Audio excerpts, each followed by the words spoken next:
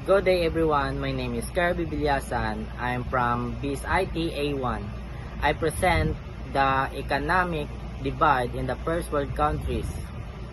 The economic divide in the first world countries refers to the significant disparities in the wealth, income, and access to resources within this nation.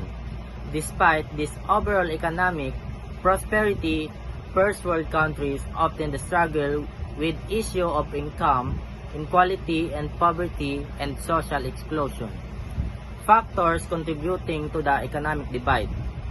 Number 1. Income inequality. The widening gap between the rich and poor, often fueled by factors like tax, politics, and labor market condition and technological change. Ang paglaki ng agwat sa pagitan ng mga mayayaman at mahirap na kadalasan pinapalakas ng mga kadahilanan tulad ng mga patakaran sa buwis, kondisyon sa merkado ng paggawa at pagbabago ng mga teknolohiya. Number 2. Wealth concentration. The accumulation of wealth among a small elite perpetuating social and economic disparities. Ang pagkakalap ng mga yaman sa ilang mayayaman na nagpapatuloy sa mga pagkakaiba sa lipunan at ekonomiya. Number 3. Limited access to education and job opportunities. Disparities in access to quality education and job training and employment or opportunities, hindering or social mobility. Ang mga pagkakaiba sa pag-akses sa kalidad ng mga edukasyon, ng paghahanda sa trabaho at mga oportunidad sa paggawa ng mga hahadlang sa pag-angat sa lipunan. Number 4. Discrimination and social exclusion.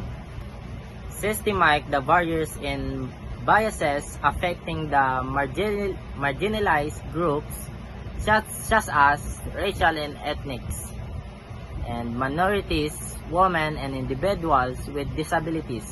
Ang mga systematic na barriers at biases na umaapekto sa mga grupo na nasalaylayan tulad ng mga minorya sa lahi at etnisidad, kababaihan at mga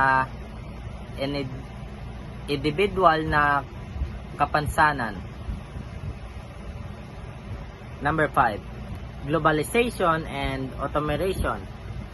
The impact of globalization and technological advancement on local economies leading to job displacement and income stagnation. Ang apekto ng globalization at mga pag-udlad sa teknolohiya sa mga lokal na ekonomiya na nagresulta sa pagkawala ng trabaho at pagkakabingaw ng kita. Effect of the economic divide. Number 1. Social unrest and polarization. Growing economic disparities can fuel social tension and erode the trust in situation and exacerbate political polarization.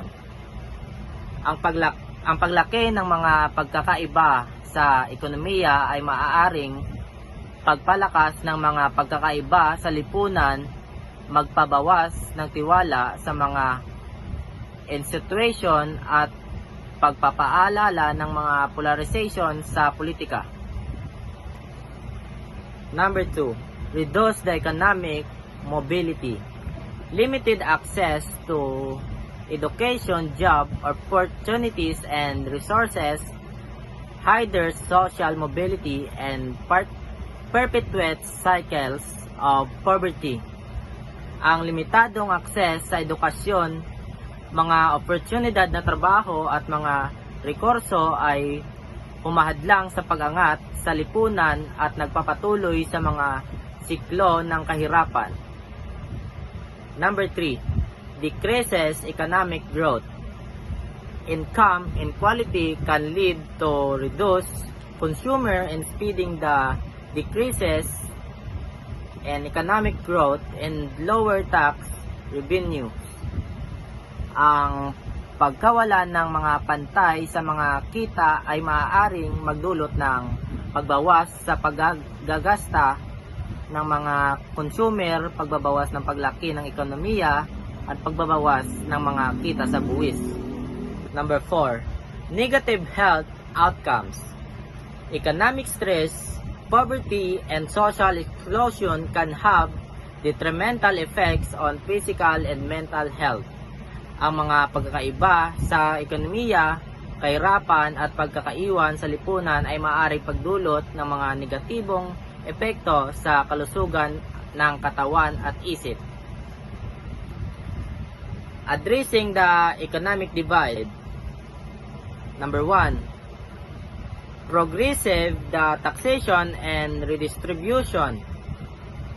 Implementing the policies like progressive taxation of social welfare program and income support to reduce income and inequality. Ang pagpapatupad ng mga katakaran tulad ng progresibong pagbubuwis, mga programa sa kagalingan sa lipunan at suporta sa kita upang mabawasan ang kawalan ng pantay sa kita. Number 2, investing the education and job training. Enhancing access to quality education and vocational training and lifelong learning opportunities to promote social mobility. Ang pagpapabuti ng akses sa kalidad ng edukasyon, ang paghahanda sa trabaho at mga oportunidad na paggagawa upang mapalakas ang pag-angat sa lipunan. Number 3, promoting the diversity, equity, and inclusion. Implementing the policies and programs to address systemic the barriers in biases and discrimination affecting the marginalized the groups. Ang pagpapatupad ng mga patakaran at pagprograma upang harapin ang mga systematic barriers and biases at discrimination na maapekto sa mga grupo na nasa laylayan. Number 4, encouraging corporate and social responsibility. Promoting business practice that prioritize social and environmental responsibility, fair labor and standards, and community investment.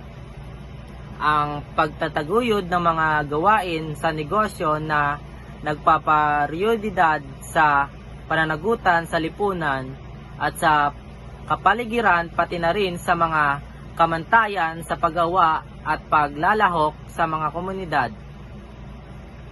Number 5, fostering social dialogue and community engagement, encouraging open communication, community participation, and social activism to address economic and social issues.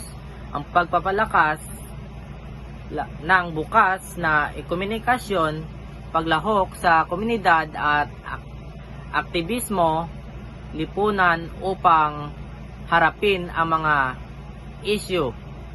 That's all. Thank you.